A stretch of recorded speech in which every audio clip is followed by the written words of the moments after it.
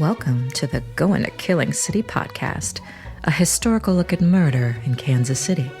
Here are your hosts, Jamie Green and Alex Greenwood. Welcome back, everybody. Episode 5. We're doing something completely different, so you can see how amazing both myself and my evil twin look. We are both in our respective home bars. I, of course, am in the green room here in beautiful Prairie Village, Kansas, with my my evil twin. And tell us about your bar. Let everybody look a little bit here. Hey, brother, good to see you, and always a pleasure to see the green room. I am at the Green Shebeen bar in beautiful Northland up by the airport. Insert jokes here. But I was going to say the Green Shebeen, if you don't know, I might have mentioned this before, but just in case we picked up a few new listeners, it's the Shebeen is an Irish word for speakeasy. And my name's not Green like yours, but it's Greenwood. So I thought, yeah, the Green Shebeen, it rhymes. Why not? That's cute. I'm Thank you. Super excited. I'm going to Ireland in October.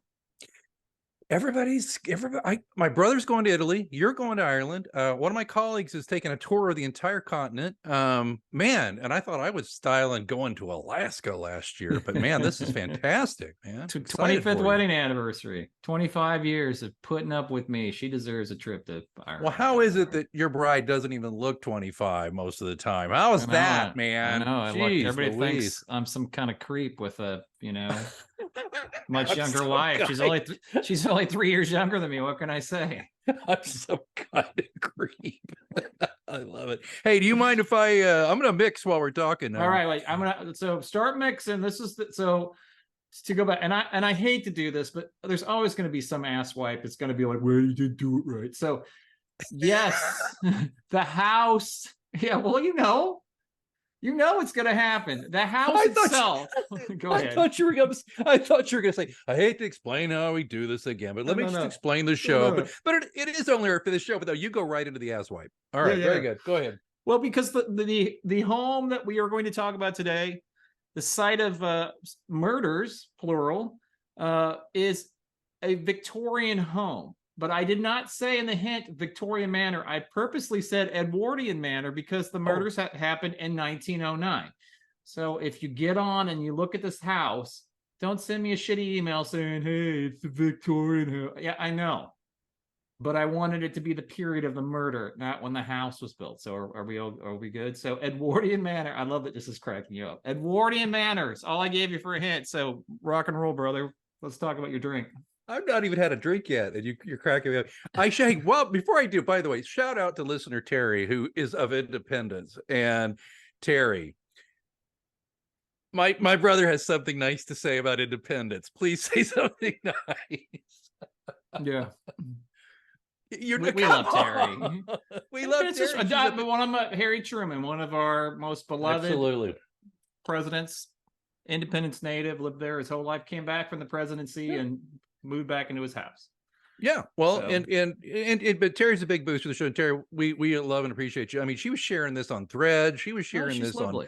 She is lovely. And you know what, Independence, and honestly, it's got some great stuff up there, and we salute Independence. All right. Well, so as is the conceit of this show, we are typically it's funny. We initially conceived this show as, well, I'll visit your bar and you talk, but you do the story and I'll give you the hint back every month. And then we're not saying we're doing this all the time, but man, it's a drive because I'm in the Northland. He's out in the wilds, the savannas of Johnson County. And so the times we have to get together, it's usually around happy hour and then traffic. So we thought, well, let's make it easy on ourselves and let's show off our home bars a little bit and do this. So while we're ramping up here, so the clue was Edwardian Manor. And I always want to say Edwardian Manor as if we're like on Johnny Carson and Karnak is talking. So here's what you're going to do. This is the cocktail I came up with, and I have no idea what you're going to talk about, but I thought, well, Edwardian Manor, as you went on already about the asswipes out there, is it Bramble Manor cocktail? Sorry, I could resist that. And the ingredients are simple. It's 2 ounces of gin, 1 ounce of fresh lemon juice, half ounce simple syrup, half ounce of creme de mure, which is basically a blackberry liqueur. You could probably do creme de cassis, There's so many things. If you go down to the decoper shelf at the very bottom of the liquor store, there's usually some kind of blackberry liqueur, really cheap, like 10 or 12 bucks. It's down there with the knockoffs of orange curacao, all that stuff. Fresh blackberries and a lemon wheel. But I have something else. This is why I was excited. So every summer, I'm a gin drinker. I love martinis, as my brother knows here, my evil twin knows. And Bombay Sapphire is is pretty much my daily. You know, I don't drink a martini every day. Every other day, but but Bombay makes something new. They brought this out a year or so ago, I think. It's called Bombay Bramble, and it's a blackberry and raspberry gin. So I am saving myself a little time. Of course, my compadre's going, it doesn't sound like you're saving his time, yakety yak. But anyway, so what I'm going to do, I'm going to get rid. You don't have to have the regular gin if you buy this stuff, and you don't need the creme de mure. You just need the bramble, which I should have opened before because I've been chilling it all day. Now this could be embarrassing. You know what? I need to wipe my hands off. It's like live TV, folks. Dude, you remember when I did? I don't know if you saw. We don't rehearse. We just fucking roll, man. So we're good. My first cocktail show I did during COVID, I did a show called Tuesdays with Tiki Ted, and I was kind of a character who made tiki drinks, just told corny jokes. I did it, and I used a Boston shaker. I didn't use one of these cheat shakers. This is kind of a cheat. It's got a built-in strainer and the whole bit. I used a Boston shaker, which is a pint glass and a pint glass and the stainless, and I shook it up and it got so cold it got stuck, and I mean embarrassingly so. I couldn't get it undone. It was really embarrassing. All right, so let's go on. All right, so you take I'm going. He's gonna be like, how do we edit all this? All right, no, you're good, dude. So I'm gonna take 2 ounces of gin. I'm gonna get my favorite. I love this jigger. It's a really good one. It's a Japanese style. 2 ounces of. And what you do is you get a shaker full of ice. Sorry about that. We'll put this in the show notes. I believe I gave that to you, didn't I, brother? I have it. All right. So you get your 2 ounces of, it's either the Bramble gin, or you get the regular gin with the creme de mure or creme de cassis. Let's just move on from there. And then for fresh lemon juice, not messing around, you need about an ounce. I just cut off a piece of it. I don't like too much lemon. I've got my juicer here. We're just going to get that in there. Give it a good squeeze. By the way, if you have one of these, and I didn't do this, I just used part of balloon. It's a lot of people are tempted, or they don't know or whatever, to put it in nipple down like this and then squeeze. You should actually put it in the other way. You should put it in this way. You'll get a better squeeze. You'll get more bang for your buck that way. All right. So we've got that in there. Very simple. Now you take that and you shake it up. Oh, no, you need a half ounce of simple syrup. I haven't done this in a while. Simple syrup, simple to make. You got a pan, you got a stove, you got a cup of water, you got a cup of sugar. Combine them till they boil, whisk them until it's all juice. And here you go. This stuff keeps in a container like this with a lid on it for about 30 days in your fridge. So we're going to do about a half ounce of that. And you'll find that the simple syrup and the lemon juice go to war inside this drink in a nice way, in a lovely way, if you do it right. Okay, so now we shake it up in the immortal words of the late, great Rick Ocasek. Shake it up, babies. Presumably you have a nice cocktail glass with some crushed ice. I saw a picture of yours, brother. I don't know if he's still... but I will be looking for it. There you go. He's got his in a pint glass right there. All right, yeah. And then here's we're gonna pour it in. Oh, look at that lovely color. Look at that pink color. It's very pretty. It is very pretty. Then you're gonna garnish it with some raspberries and blackberries and a little wheel, just like this, of lemon. So what I like to do, I just give it a little stir here. Then I lay this across. And you know what? I think we're gonna need this, aren't we, for the show notes. So let me take a quick picture before I taste it. You're going to be in the picture, my brother. So, look your best here. And here he goes. Hang on, there we go. I don't know if we're doing this. Let me hold it this way. I can get the light. Yeah, it'll have to do. Here we go. 3, 2, 1. Boom. It's Bramble time. Let's see what we got here. I made mine before because I have to, talk all hour, and it's delicious. It's very nice. Man, it's a very nice, refreshing summer drink. I hope you all enjoy it. Again, the recipe will be in the show notes. That's great. Okay, before we start, I've got to give a really short but a quick shout out to my my evil twin, my brother from another mother. Alex won the best of 2023 Reader's Choice Local Author. Good for you, dude. This is cool. Congratulations. Thank you. It's the Kansas City magazines. Yeah, I'm the best local author. And I need to make this really clear. I said this everywhere I posted about it. I am not the best writer, the best author in town. But I do a podcast called Mysterious Goings On. I've done it for 7 years plus. And all it does is support writers, New York Times bestsellers, all the way to beginners. And I accepted the award on behalf of other writers. And thank you for, I wasn't going to bring that up. Thank you very much. I appreciate it.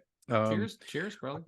It's a weird thing. I was getting a haircut today, and I told my stylist, I don't know if you know, but you're cutting the hair of the best local artist. Just wondering if I could get a little deal here. She's like, no. Anyway, so that just shows you that, and $50 gets me a decent haircut. There you go. So all right. So we always tell you, the Killer Cocktail is in the show notes. We're also going to put this on YouTube. You can find it in the notes there. So it's delightful. I'm not a big gin guy, but I'm really digging this. So this is cool. I get the new drinks. Well, because I was going to say, I know you're not typically a gin guy, but I thought in the context of this being a summery kind of light, kind of nice thing there, it wouldn't be so bad. And I'm sorry to interrupt, but one last thing. So it's on YouTube. I know there'll be a link in the show notes, I assume. Yes, sir. This, or where is it our channel, or is it we will be starting our own channel, and as soon as I just have to add that to my list of things to get done. So it's a very long list. Anyway, all right, let's get started. Yes. So Alex, when you think trial of the century, what pops in your head? You mean the upcoming trial of the century, or the 3 or 4? Yeah.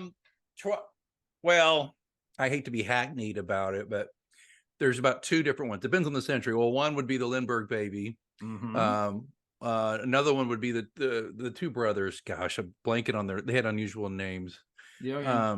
Not like Statler and Waldorf. I think they were in the Muppets. But anyway, then it would have to be OJ. So that's what I think of when I think of trial of the century. Right. So those are very famous. The only one else, Klaus and Sonny Van Bulow's trial was a big deal at the time. That's true. But you have no idea. Over 110 years ago, one of the most famous murder trials in the country was here in Kansas City. And it's one of those things that now that time has passed way over 100 years, people don't think about it that much, but it was a huge deal. It was covered nationally a bunch. Kansas City, if you have been here, there's a lot of things that are named Swope. There is Swope Parkway. There is Swope Health Center.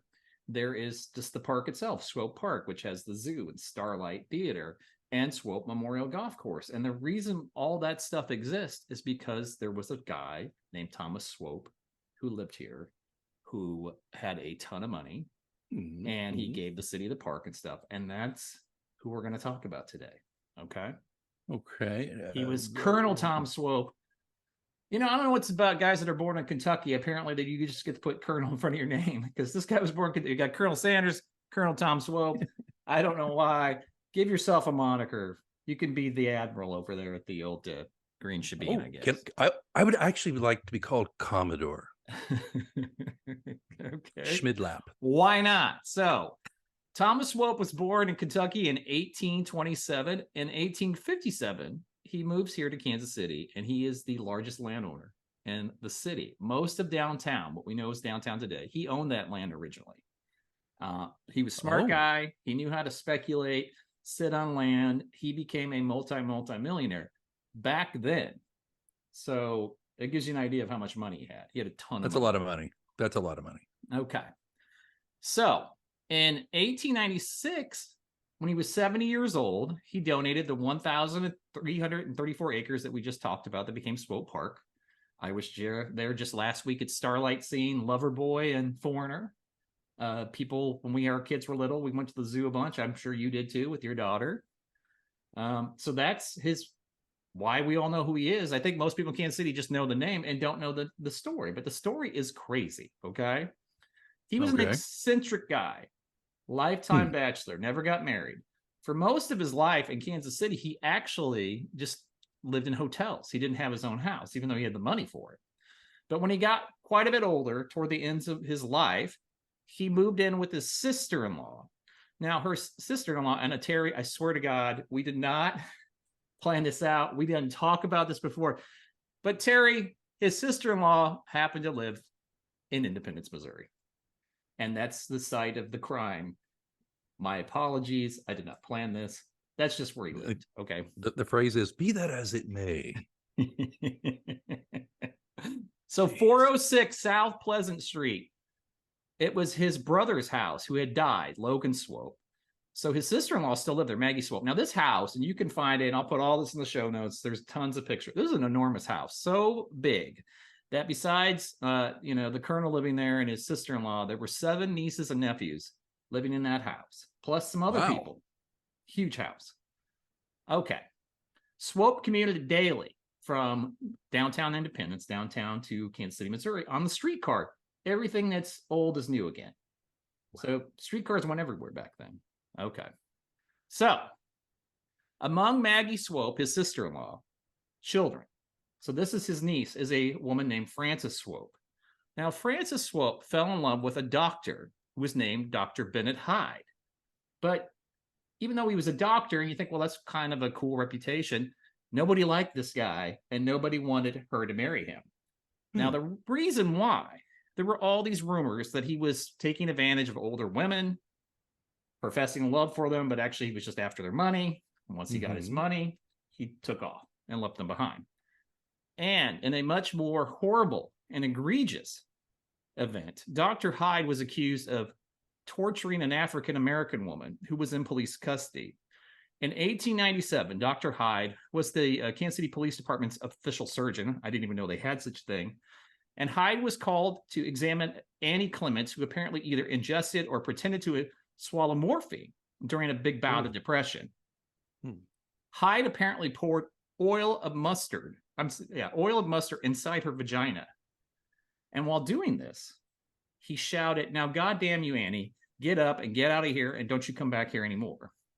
Clements was in so much pain that she could neither walk or stand and had to crawl more than a block outside of the police department before a police officer saw her and felt sorry. So he's an evil dude, man. He's not a nice guy. He got fired for it. She actually made a formal complaint, which is pretty ballsy if you think about it, in Kansas City in 1896. Yeah. And the police board of commissioners, they fired him. So you could probably see why the Swope family was less than enamored with Dr. Hyde. But Frances Swope didn't care. She just said, screw you guys. They went down to Eureka Springs and eloped and got married anyway. Anyway, so that's kind of the background on him. So Maggie, the woman that's in, and I'm trying to explain this several times because I know this is confusing. The matriarch of the Swope mansion, Maggie, was Frances's mother, and she's not happy about this at all. Okay. So they're fighting a ton. But after several years, they got married in 1905. By the fall of 1909, I don't know if they were back to being best family members, but they were at least, there was détente and they were getting along. Enough so that if somebody got sick in the house, they would call Dr. Hyde. Yes, Alex. You have a question? I do, but I shouldn't ask it now, but I'm dying to. I don't want to spoil the thing. You can tell me, you can say, Alex, shh, I'll tell you later. Is this Hyde person related to any other places around town we might have heard of? I don't think so, but that's a really good question. Okay. I was thinking Hyde Park, right. And I thought, how did this maniac get up? Okay. Sorry to interrupt. That's a good question for those people. Okay. So in the fall of 1909, a series of events would take place that would both horrify and enthrall not only the residents of Kansas City, but all around the country. This was, like I said earlier, it was covered all over the country. So what happened was there was 3 murders. 3 people die within 2.5 months in that house. And how this all goes down is one of the craziest stories and one of the just like the weirdest stories. So we're just going to delve in. Okay. Let's go. Now, just to add to this, I don't think the Venn diagram that you're probably putting in your head's big enough. So let's add another person. So in this house, there was also a cousin of Colonel Tom Swope, was a guy that lived there. His name was James Moss Hunton. They just called him Cousin Moss. Cousin Moss was so close to Colonel Swope that he was the executor of Colonel Swope's Colonel Swope's will. Say that 3 times fast. So it was a Sunday afternoon. They're sitting around the table eating. All of a sudden, cousin Moss, gets super sick, stomach ache, feels terrible. He's so bad that he starts to twitch and says he feels horrible, has to lay down. So the family calls Dr. Hyde to come look at him. By this point, Hunting, Colonel Moss not Colonel Moss, sorry. Too many people names. Cousin Moss. That's why we have, editing, because I can just edit that out. So Cousin Moss, they think that he has what they call apoplexy, which is a cerebral hemorrhage, basically. Yeah. Dr. Hyde shows up and he said, oh, it's definitely that. And he said, you know what we need to do? We need to bleed him. And you're going to bleed this guy because it would ease pressure on the brain. So Dr. Hyde gets the scalpel up, opens up his right arm with an incision. Blood is going just into this basin. Over a pint of blood had been taken. When the family doctor showed up, a Dr. Twyman, he said, that's enough. Like, we don't need to bleed him anymore. Hyde and him get into a big argument about it. He said, this is crazy. So he was so upset by this. He said, that's enough blood to take from any man. You need to quit. So Dr. Hyde finally relents. But then just a few minutes later, shockingly, Colonel, the old cousin Moss, he goes into a brief seizure, gassed, and drops dead. Okay? Oh. So this is the first red flag about Dr. Hyde. Because the motive... First red flag about Dr. Hyde? Yeah, well, for the Swope family, at least. Oh, okay. We not for everybody else. On that first thing with the mustard, okay? Yeah, that's terrible, right? Yeah. Anyway, so they're the family nurse. There's this woman who was there. If you have a lot of money, and back before things were automated, you had a lot of staff. There were just a lot of people in the house. So they had a nurse that was there, Nurse Keller. So just the next day after, I keep wanting to say Colonel Moss, but it's Cousin Moss. Cousin Moss died. Dr. Hyde goes up to Nurse Keller, knowing that she's a dear, family friend, and said, hey, I want you to do something for me tomorrow. Now, I'm not a businessman, but I can be. And now that this man Hunting is gone, who is one of the administrators of Mr. Swope's will, I want you have influence with this old man. I want you to suggest that me in his stead. Okay? Mm-hmm. He said, don't go with this other guy, this guy named Hawthorne. He's got a dirty record. I really am the perfect person. So this shocked Nurse Keller to the point that she was so aghast. And she's like, no, I'm not doing it. They haven't even buried the cousin. It hasn't even had a funeral. Literally the next day. Okay. So, moving on. Let me get my show notes down here. So, less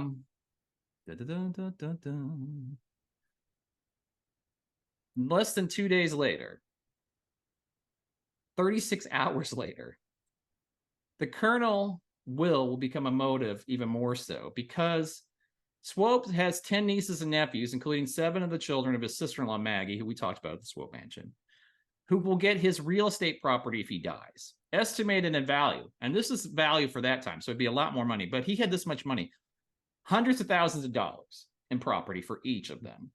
Now, interestingly enough, Frances Hyde, who, of course, is married to Dr. Hyde, who's also his niece, she was getting $100,000 less than anybody else. The speculation was it's because he wasn't happy either that she'd run off and married this guy, and so he was getting at her by getting in the will. Now, right. For the rest of his estate, which is all the cash, he had over $1.4 million in 1909.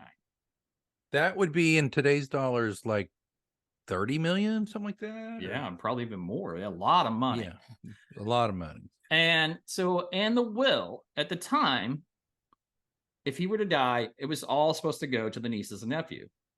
And that's what would happen, and it'd be shared equally.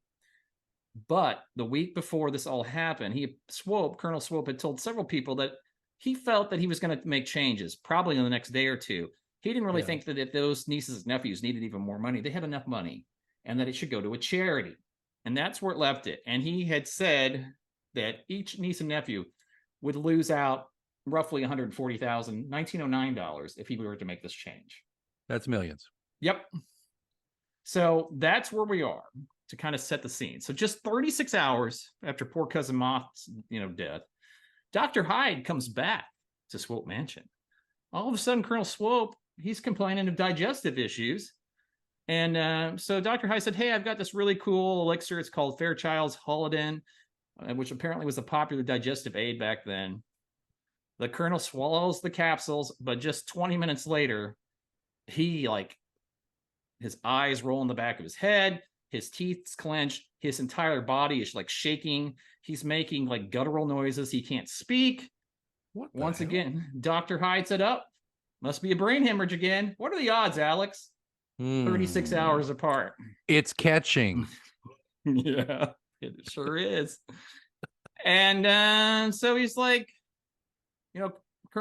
poor old colonel who's in his 80s, he is vomiting profusely from this. He is just miserable. To the point, so much so, his last supposed words were, quote, oh my God, I wish I were dead. I wish I had not taken that medicine. So Dr. Hyde says, well, maybe we need to kick it up a notch. Let's just start injecting him with strychnine. Back then, strychnine was thought to help if you had a really bad pulse, to get your pulse rate up, right? I see how you're holding your head. Oh my God. He injects him 4 different times with strychnine. Guess what happens that very night, Alex? Did he croak? 7:30 that night, Colonel Swope, no longer with us. Okay, so this is kind of a crazy sidebar, but it plays into this whole story. Less than 2 months before these 2 shocking deaths, Dr. Bennett Clark Hyde was in Hugo Breckline's drugstore in Kansas City on Monday, September 13th. So this is just 18 days before the first death happened at the mansion. Hyde made the following request over the phone, quote, send over 4 or 5 grain capsules of cyanide of potassium. Well, this raised eyebrows immediately. It was known that cyanide was to be one of the most lethal poisons ever in existence. Nobody ever asked for cyanide in capsules either. It would usually be just sold in bulk. The next morning, Hyde, literally the next day, he calls again. He goes, hey, I want 2 capsules of that digestive compound known as Fairchild's Holiday, the same pills that he allegedly would give to Colonel Swope hours before his death 3 weeks later. These capsules were identical in size, shape, and color to the deadly cyanide capsules. So at the time, doctors order stuff all the time. Didn't really raise any red flags then, but when stuff starts happening, the guy that filled these orders, he remembers all this. Okay? So 10 days after Colonel Swope's death, Frances Hyde, the daughter of Maggie, the niece of the colonel, and Dr. Hyde's wife, goes up to her mom and says, hey, can my husband, Dr. Hyde, can he be the executor of the will of dear old Uncle Colonel? But your mom at this point's like, no, he cannot. And she said, he put you up to this. Oh, no, he didn't put me up to this. So that's kind of where it is. So after the funerals and the burials of both Moss Hutton, our beloved cousin, and Colonel Swope, things kind of go back to normalcy until late November. Now, Maggie Swope, the matriarch, she was already had on the books a travel trip to Chicago via train. It had been, see some friends. So she'd wanted to do this for a long time. So she was going to go. When she went, her son, Chrisman, who was her oldest son, started complaining that he was under the weather. Now, at first, Chrisman's 31 years old. He'd always been frail. Actually, had never worked, probably because you didn't have to, right? Because you're loaded, but also because he had a lot of health issues. So at first, they didn't think much about it. But then all of a sudden, he starts to get really sick, really fast. So much so that he's bedridden and became the first family member in that house to be diagnosed with typhoid.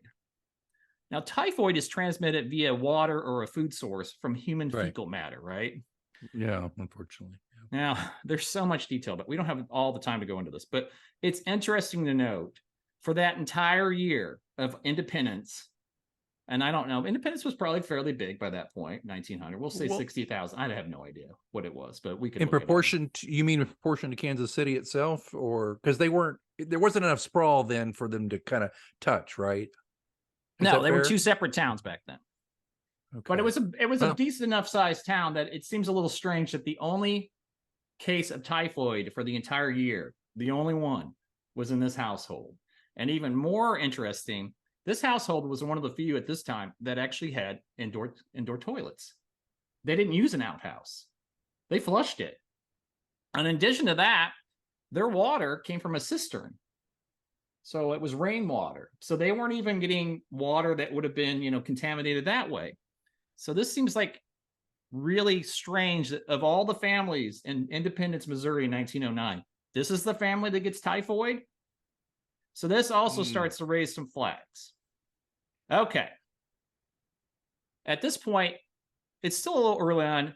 Nobody really suspects Dr. Hyde except for the nurses that have to deal with him because he's nuts and like yells at him and makes him change stuff. And certainly nobody in the public had accused him yet. So in the Swope mansion, he's treating a bevy of family members who are now coming down with typhoid. The son Chrisman Oh my God. Yeah. The son Chrisman gets the following treatment. You guessed it. A digestive aid pill. Oh my Lord. Prescribed by our buddy Dr. Hyde.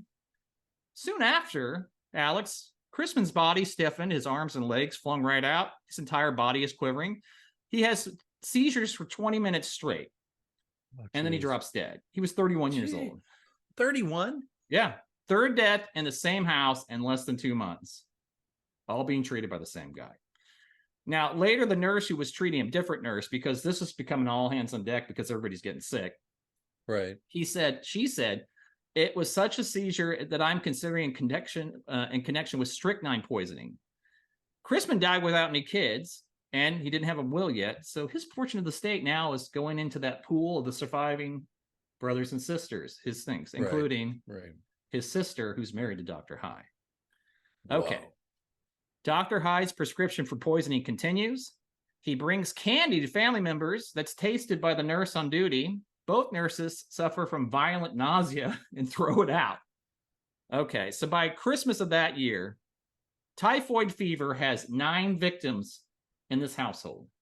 Nobody else in Independence has it. 9 people in this household have it.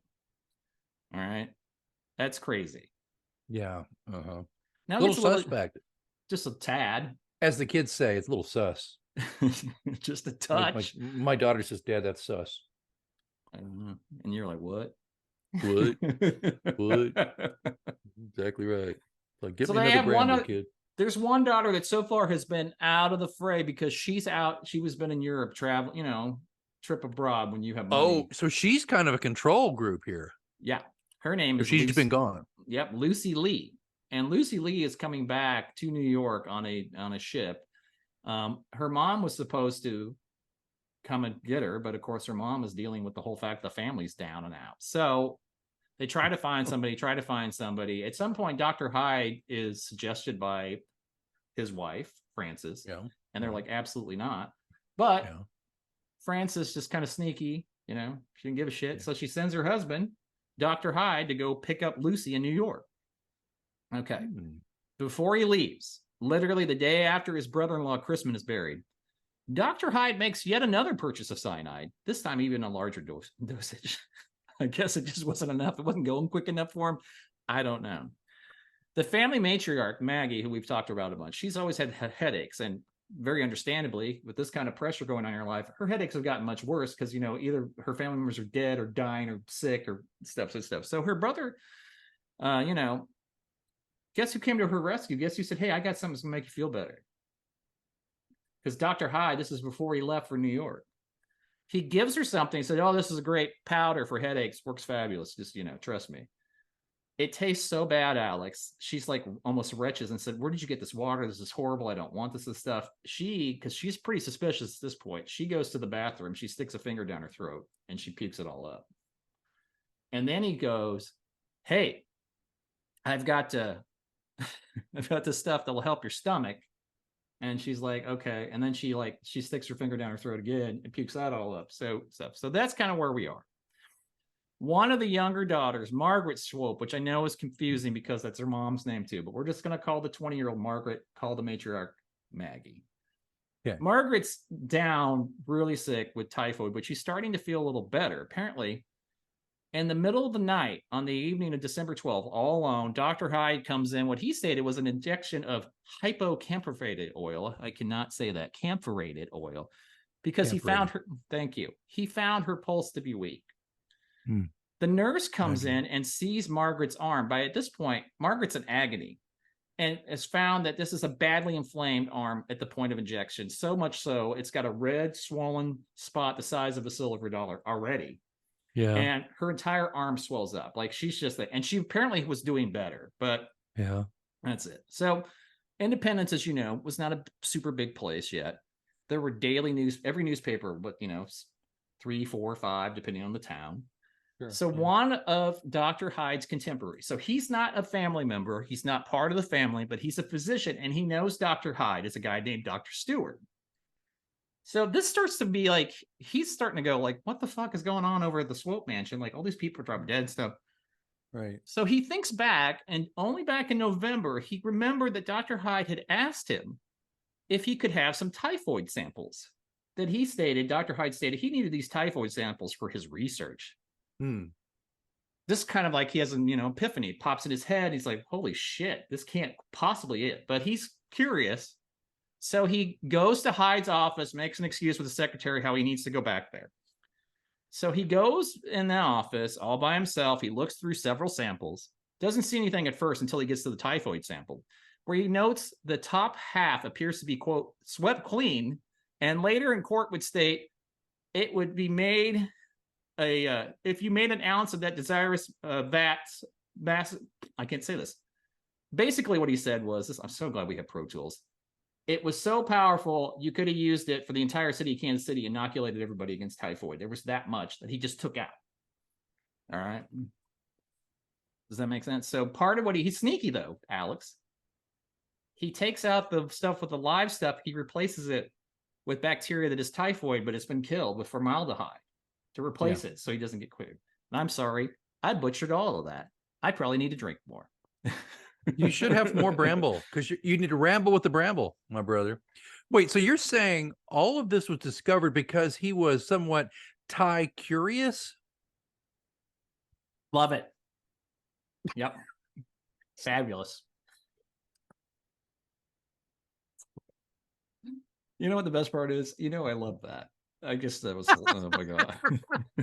You're going to cut that out. I know you are. Oh, no way. Oh, well, I forgot to, he didn't notice at the time, but he notices later. He has diphtheria in a test too. He doesn't just have typhoid. He's also got diphtheria because, that's how he rolls. So. Did his little dip tap, didn't he? Took his dip tap shot. So the nurses. So the nurses who have, been taking care of the entire bevy of the Swope family, the whole cadre, they've had it.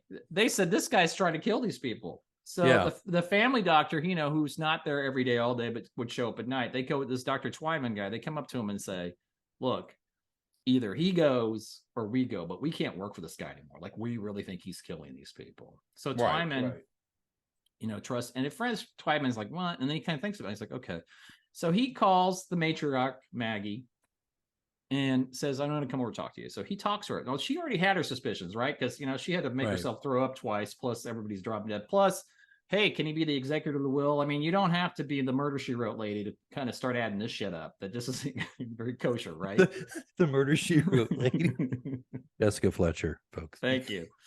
The murder she wrote lady. Sorry. No, I know.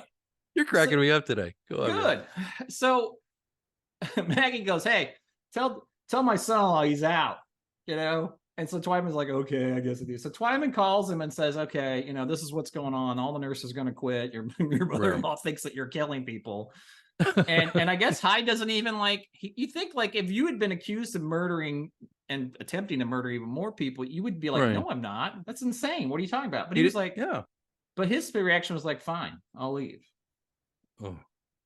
So, okay. I told you this is crazy. This is so crazy. You can tell why people talk about this forever.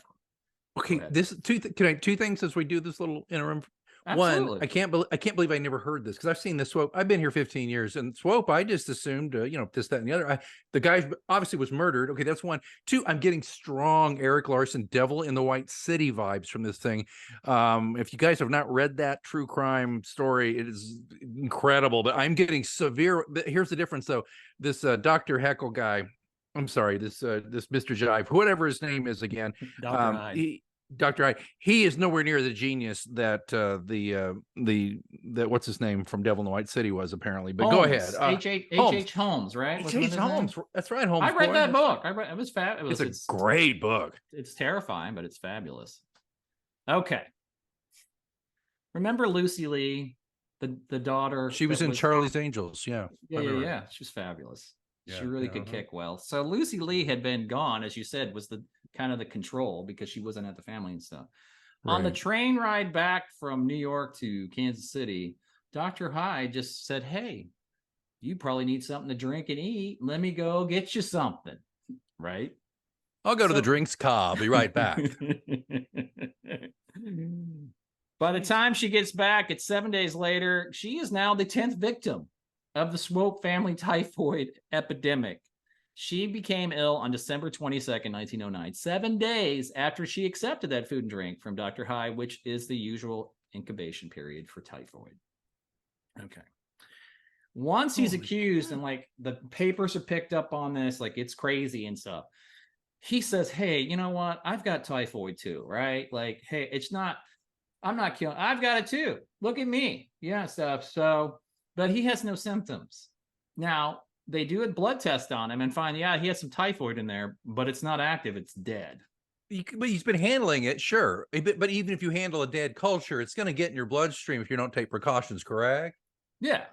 But they think he was so evil. What he did was he's like, this is the perfect way to say, no, it's not. I'm not killing these people. Look, I got it too. So he, ingested it? Or they think he injected himself, kind of like when you get a shot and it's not the live version, it's the dead version, but your immune system doesn't know and still reacts. That's why he had a slight fever, but he was able to work and move around and everything. This guy's freaking diabolical. Isn't he, though? So Dr. Hyde's starting to get the idea that people are kind of suspecting him, but not that much. So Stewart figures out a way to like lie his way back, and Dr. Stewart back into the office in downtown Kansas City. He said, I need some stuff for my study. He looks at that diphtheria that he saw the first time, but he didn't take a sample of it, just the kind of thing. So it's not diphtheria. It was labeled diphtheria. It's not, but it was just what was called, pus germs. And I don't know what that is, but it sounds disgusting. Now, these germs can't kill you, Alex, but you know what they can do? Make you sick?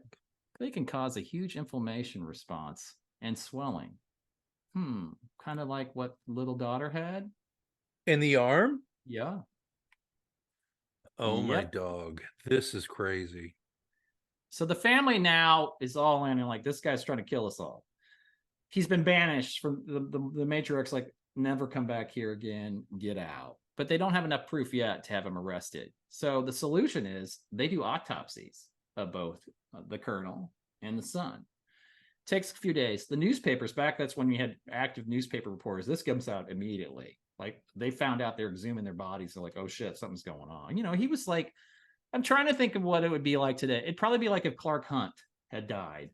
Somebody of that stature where everybody in the city knows who you are and you're one of the wealthiest people and you have a really... So now it's all out there. Well, the autopsy, the first thing I do, if you have a brain hemorrhage, one of the things you have is swelling of the brain, and they can see that autopsy. Neither the colonel nor the son had that.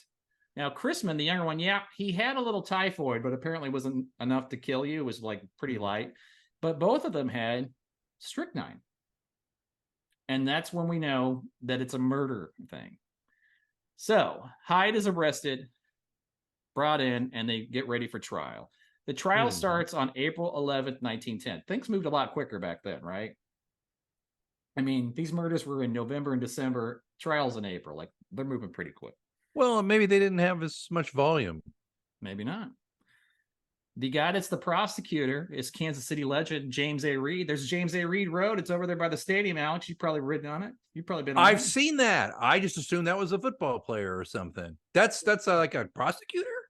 He was first from 1900 to 1904, the mayor of Kansas City. At this point in 1910, he is running for United States Senator. He becomes the senator from Missouri. He's in the United States Senate for 18 years. And he's going to figure prominently in one of the cases I want to talk about in the future. Oh, yeah. But no spoilers. But he's going to be involved in another one of these crazy wacky cases. Can we both agree he's no Kit Bond? What? Game. That's the most inside baseball reference. And we'll just leave it there, shall we? By the way, I've not had any legal threats based on near the stadium, my traffic incident, and I want to keep it that way. So do not bring up the name again, please. But I've not heard a word. I drove past there the other day and I was like, oh crap, I'm gonna get sued. All right, so this is why I said this was the trial of the century. This was like Indeed. The New York papers were covering it. There was a woman reporter who was one of the muckrakers, and sadly her name escapes me right now. She at the time was working for a Denver newspaper. They brought her in. She covered this trial here. Huge deal. And if you like that, you're one of those court TV people. You love that kind of shit. I mean, how fabulous! You've got several members of the Swope family on the stand under oath saying, either, my son-in-law or my brother-in-law tried to kill me or killed my brother or my uncle or our cousin. So it was great for the grist mill, man. They had a lot to talk about. Papers loved it. All right. His defense at the time was, hey, that's cyanide. I just needed that to kill rats. I don't know what you're talking about. Everybody has cyanide for the rat stuff. So that's what his thing is. Now, one of the things I didn't talk about, but when he got kicked out of the house, when the mother said, get out and stuff, it was the middle of winter. He's walking down the sidewalk in Independence. Across the street, Tom Swope, who is the younger brother of Chrisman Swope, Maggie's son. So he's the second son. He's on the other side of the street. He sees Hyde. Stop. He sees Hyde take something out of his pocket, throw it on the ground where the snow is, and then use his foot to smash it, like grind it into the snow. Turns out he went over and got it. And it smelled like bitter almonds. Cyanide. Boom. Yep. Yeah. And they had it tested, and that was it. So he's came up Blue Diamond. Blue Diamond. I'm sorry. Yeah. Go ahead. He's convicted. He goes to jail. 1st-degree murder. But Frances, the wife, she's still on his side. She still believes him. Maybe she wants some of her family killed. I don't know. But she's still with him at the point. She says in the papers, you can look it up, Clark is innocent and he shall be freed. Well, she got the second half right. She went and spent a fortune, hired the best lawyers that you could buy at that time. They file an appeal. And that very September, the same year, so, her husband's been in jail for 5 months. They cite 255 errors, mostly calling in question the expert testimony on poison. They brought in a bunch of expert testimony about poison and how it works. Sure. It goes to the Missouri Supreme Court. There's Missouri Supreme Court says, you're right, new trial. Dr. Hyde's a freed man while the new trial happens. Now, every one of these cases, I think, one of the reasons we do this podcast and why it's fun, you always going to have a crazy twist at the end. I need to drink less or drink more. I can't be at this level. More. It's terrible. More. Okay, more? Okay. Yeah. So his new trial starts on October 1911. It goes on for 8 weeks. But here's how it ends. One of the jurors, this guy named Waldron, he crawls out of his hotel room where he's being sequestered. They have a transom window above the door that they've screwed closed, but he breaks it open. He crawls out the transom. He goes down the fire escape, runs out of the hotel. Police have to search for him for days. When they finally find him, he says, "I just miss my wife and my kids too much. I saw him in the courtroom today. I can't do this." In the gallery. Yeah. That's just too much. I can't do this. So it's a mistrial. So that's over. Now, there are whispers. It's never been proven.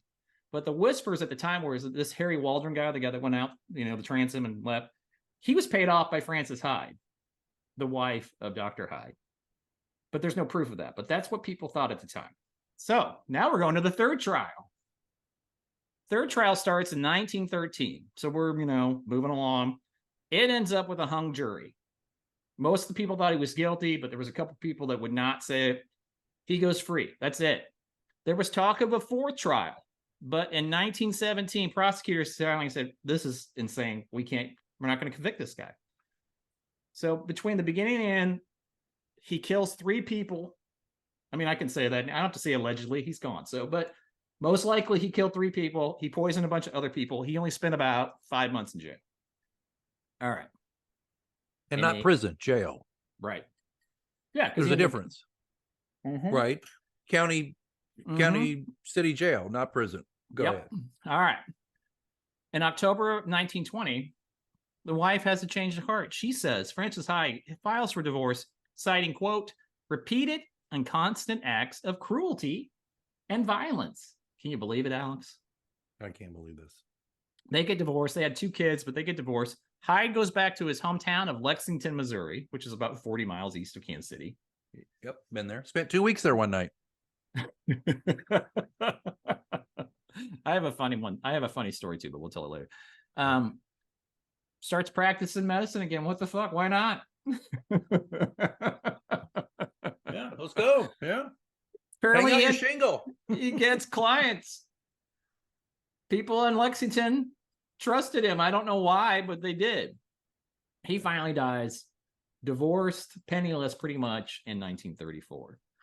Now, and Terry, I hope you're still with me, and I apologize, but we just have to talk about this, Terry. I'm sorry, it's just too funny not to talk about. So the Swope home, which was this huge house, and because I think when you hear these stories, well, I'd like to see that house. What's it like now? Yeah. Well, it's not there anymore. I was gonna say I can't even visualize this place. It's gone. It's gone. Oh. This, you know how it is. Trials are expensive. Colonel Swope was no longer around making money with his real estate investments. Oh. You have several children. All that gets split apart. The money kind of, disintegrates. So they sold it to the Church of Latter-day Saints, the house. The matriarch Maggie sold it to the Mormon church. It was used as the school for several years. In 1938, it's turned into a sewing workshop where a bunch of women apparently sewed for the Second World War, relief efforts and stuff. They used it for that. But finally, in 1960, because this is what we do in this country, we just tore it down. It's gone. Now, Terry, you've got to forgive me, but I have to sell you this. So guess what it is now, Alex? Guess what's there now? Oh, I'm not going to. No, she's my friend. I want her to speak to me. Go ahead. It's an RV park. Oh, jeez. So is it called Swope? Is it Swope RV or no? It doesn't have Swope. I forgot what it is. But it's an RV park. So if you are into RVing, love this episode, want to be on the same grounds where all these poor people got killed or sick, and you can go and get an RV. You may have your own typhoid before. See, this is where I think La Pistolera should have lived. Is right in this area. Who knows? She may have trod that ground, right? She might. She may be there. As we know, she's never been caught. And then the epitaph is the Colonel Swope's remains. He was interned. They built this beautiful mausoleum for him. It's actually in Swope Park. It's between the golf course and the zoo. But if you're on the 13th hole of the Swope golf course, it's next to it. And he's buried there. Wow. They've spent a fortune on it. But that's the Swope family, which is one of the biggest names in Kansas City. Everybody, if you say Swope, people will know what we're talking about. If this had happened today, this would have been everywhere. It would have been on all the news and constantly. So that is now you know a little bit about the crazy Kansas City history of over 100 years ago of multiple murders. All right. I'm just going to say it because I think you definitely have outdone the La Pistolera. I think that episode wins out on being an open case, although this one technically is 2. But everybody involved is dead, so we'll never know. But I think it's safe to assume we know what happened. But wow. This is not a cautionary tale, but it's just a reminder, folks, when you're driving past up here in Kansas City and you see names that you see all over the place, they may not be what you think they are. They may not. Wow. I'll never think about Swope the same way again. That's for damn sure. It's crazy. Yeah, and you wonder. I always and I will I'll put in the show notes. There's actually a book. Somebody's written an entire book about it, and they did a nice job. So if you want to, it gets you in deep. You can go way deep. So when I'm reading this book and going through, when the juror escapes, that's kind of this crazy thing. But So what's the long game? Was he hoping that he could kill them all slowly with typhoid? And then use strychnine and then go back and say, well, they all had typhoid and died. Apparently, even in the time, typhoid didn't kill. It only killed I think it was like 50% of the people. Like, it didn't kill everybody. So you wonder, like, is he going to do that? Was the diphtheria going to be round 2? There's a lot of, like, you'd love to get into this sick man's mind and figure what his thoughts were. But clearly he had some, he's ripping people off even long before he's murdering people. Well, it's funny. Yes. And when you started going down this path, I kept it, because you're talking about people like, let's relieve the pressure in the brain. I thought for sure you're going to say he was going to like get an awl or like a little drill and drill holes into the skull, rather than just get a scalpel and cut a vein, which is equally grotesque in a lot of ways, although, but I kept expecting to hear that, which kind of that leans more towards the torture side of things. I have to wonder that this guy just saw money and he thought, well, I'm very much, because this is a trait of many a murderer. I'm smarter than all these people. And I'm also a, quote, physician, unquote. I know ways to kill people that others do not. And they'll never question me because I am a physician. And to a degree, that is correct. Yeah, certainly. That carries some weight. Well, it's like Master and Commander, Far Side of the World. One of my favorite movies. I love the books too, but they're doing surgery on back in the 1700s, 1600s, whatever, 1700s on one of the sailors, and one sailor leans over to him and goes, "Oh, he's a proper physician. He is not just a surgeon." I mean, the point was he didn't just know how to cut on people. He knew how to keep them alive and cure them, And I think people then in the time of this discussion were equally unsophisticated. I mean, maybe the doc down the street with sawbones, but in a bigger city, physician carried a little weight. Yeah, and it's interesting that the family physician had to be one of the people that came in and credit to the nurses. Yes, because they're the ones that said our way. And women in the 19th and early 20th century did not have a voice anyway. And certainly nurses are always told that they have to subjugate themselves to whatever the doctor says. Right. But this was so egregious and so awful. And all these people that died, even the people that lived, this is horrible. I mean, you're horribly, horribly ill. They suffered. Miserable. Yeah, totally. Miserable way to die. Well, just think of that poor first victim with the mustard. Yeah, and I only told that because I didn't want to be, sensationalize it. But I think I wanted to talk about the guy's state of mind, that you can be that cruel, that mean, and not have a problem with it, and then just like, what's the big deal? I didn't, if you can cross those kind of thresholds, as we can see, it portended poorly for the future. I agree. And, when we're comparing to H.H. Holmes, and I know we're not both prepared to really discuss the comparison too much, but Holmes, though, was a kind of a twisted genius. I mean, he designed a whole office block sized building to kill people in. He had various means set up, which indicates to me he enjoyed actually watching people die. What I get from this is I don't know that he really enjoyed watching them in agony. I think he just wanted to kill them to get their money. But I think the thing that really having never heard this before, okay, folks, I'm just with you, listeners, viewers, hello, viewers. I'm right there with you. It's when the young person comes back on the train and doesn't basically never lives to see Kansas City really again. Really not in a healthy way. Isn't that right? It's so there was 3 people that died and a ton that were very, very sick. It makes you wonder, did he snap just because he was that mad that the amount in the will was so much less for his wife? And since he was bilking other women out of money to begin with, was this the plan the whole time, Alex? Did he marry Frances Hyde? Oh yeah, I do. For the money. So. I mean, I don't know anything about it other than what you told me, but just my gut tells me, hell yeah. But and then you wonder what would he have done with the money? What is it that he wanted so badly? This fascinates me, though, that a guy like this got away with it in a sense. I mean, he did die, a pauper and but These are almost to me better than, like, we talk about Robert Bardello. And I'm sorry, folks, by the way, in retrospect, that was horrible. Although you didn't hear the first time we recorded about that one. That was. You want to hear something that'll really blow your mind? Please go. Guess what our most popular episode is? Stop it. Nope. Really? Yep. And what killed me about that is we had a bad audio situation with that one, and we redid it, and I toned it down and shortened it and didn't go into a lot of grisly detail. I don't know what that says about you listeners, but thanks for listening. Which I should say, by the way, we have like 4 ratings right now on Apple Podcasts. And if you like this show, I'm just going to say, I know I'm out of order here. I'm going to say it.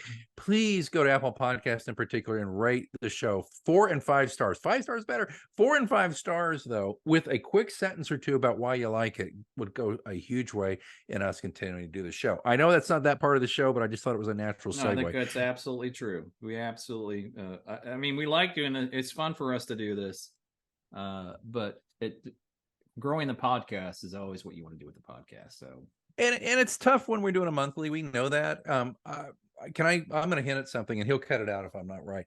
But I'm looking into the camera. I actually have a camera. I'm looking at the camera.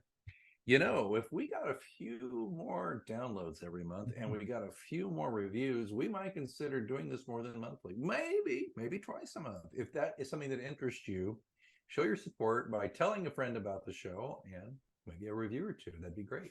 There, I'll back off now. And that was back when I worked for PBS at KCPT. I used to. We need tote bags. Oh my God, those tote bags. Oh my God. Yeah, there's got to be a murder somewhere with a tote bag, but anyway. All right, so I want to say one quick thing before we go, then you can give me my hint. But I have to say, one of my friends, who sadly her real name is Karen, poor lady, it is what it is. She did not know at the time, you know, that would become a thing, and she's totally so not a Karen. But she has she's out in California. She's listened to all of our podcasts, and I love her dearly. But recently, I said, what have you been doing? And she's like, well, I've just gotten into this Long Island serial killer guy, like blah, blah, blah. And I said, oh, yeah. So I just want people to know, Kansas City. Now, Bordella's the first, we've already talked about. There are other serial killers that it's on my radar. I'm not doing it right away.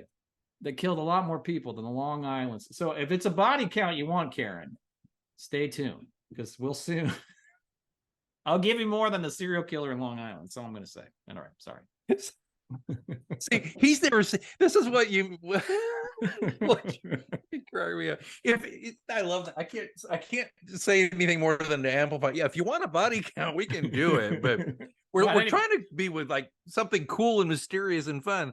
And remember, just reminder, folks, the ground rules got to be at least 30 years ago.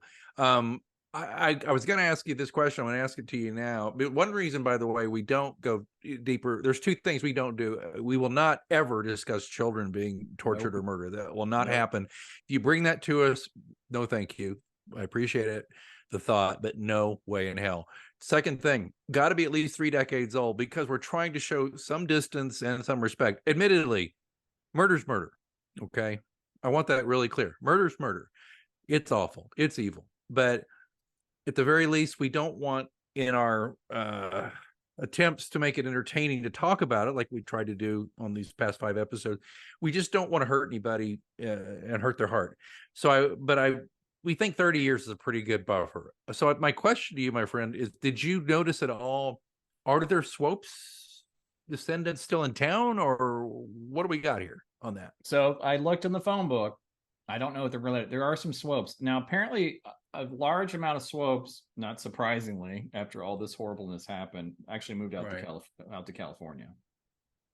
Which, you know, I could see why you'd never want to be around. I mean, these are your family, and this is Christmas season. This happened. The first murders happened in October, but the typhoid epidemic where Chrisman died, and then all those, that was over the Christmas holidays. So you know, that's something you're never going to probably ever get over, as far as, you know, every Christmas you're going to think about this. So they left, but yeah, there are some Swopes. I'm guessing huge family, tons of people, tons of kids. Ironic, since, you know, Colonel Swope had no kids.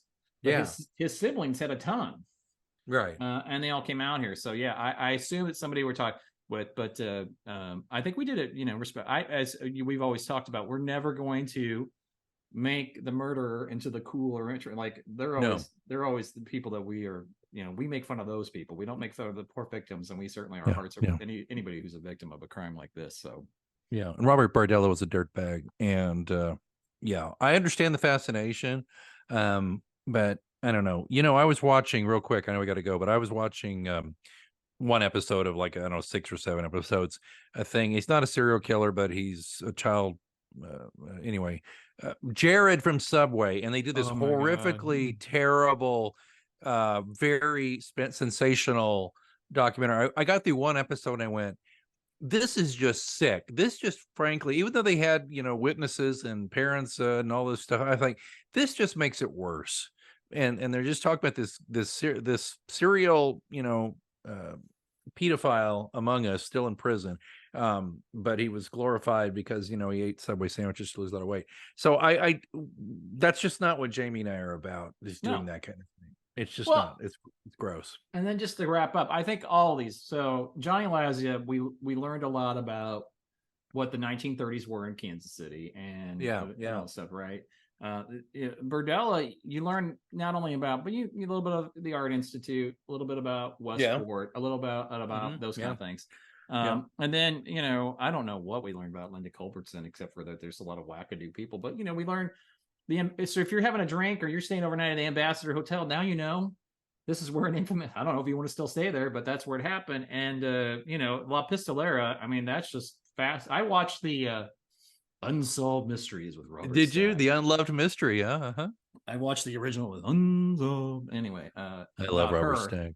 Yeah. So that's, and I think this one is because this is such a huge name in Kansas City. Yeah. I just wanted people to know that's more than just the zoo and the park and stuff, that this was a real family who apparently we thought, they thought at the time they had it all going their way. They had a whole lovely life with a fabulous house with indoor plumbing in 1909. That's nice. That didn't happen much. My brother, look at the Murdoch family. Have you heard about that recent tragedy? The father and that. Well, if you haven't, it's not spelled Murdoch, but look it up. But it's just, it's not funny, haha. It's just funny though that people have it in their heads that the wealthy are different than everybody else, and they're not. They're human beings. Yep. And they may be, in a lot of ways, have more time on their hands to magnify such bizarre behavior. And for that, I have a clue for you for next time. All right, let's go. I'm ready. This will be the clue for my evil twin here to make the drink. And it's I don't know, it's gonna be vague. Sorry, pal. Here we go. You really gave me a good one for this one, because the bramble fit, I think. That was lovely. The mood and all that. Okay. Here we go. The clue is, wait a minute, I'm gonna look at the camera. I'm gonna be all fancy. No-tell hotel. No-tell hotel. All right. I already have some stupid thoughts in my head. Well, you match mine then, because I'm completely stupid.